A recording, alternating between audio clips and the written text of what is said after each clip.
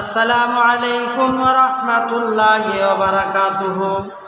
তুমি কি দেখনি সেই ডাক্তারকে যে ফেরাউনের লাশ নিয়ে গবেষণা করতে গিয়ে মুসলিম হয়ে গেল? তুমি কি দেখনি সেই বিজ্ঞানীকে হাঁচি নিয়ে গবেষণা করতে গিয়ে মুসলিম হয়ে গেল? তুমি কি দেখনি সেই সাহাবী গাছকে যা ধু মরুভূমির মাঝে এখনো জীবিত আছে? তুমি কি শুনোনি সেই বিজ্ঞানীর কথা? সে চাঁদে গিয়ে দুনিয়াতে গান বাজনা নয়, আজান শুনতে পেয়েছে।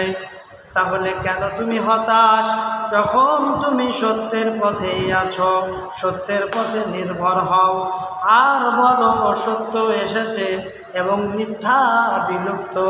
নিঃসন্দেহে মিথ্যা তো বিলুপ্ত হবারই। সুবহানাল্লাহ। একবার চিন্তা করে দেখবেন, আল্লাহ পাক যদি ওই মরুর প্রান্তরে 1400-1450 বছর ধরে গাছকে, শুকনো গাছকে যদি জিন্দা করে রাখতে পারে, আমার আল্লাহ পাক রব্বুল আলামিন কি না করতে পারে? আসসালামু আলাইকুম।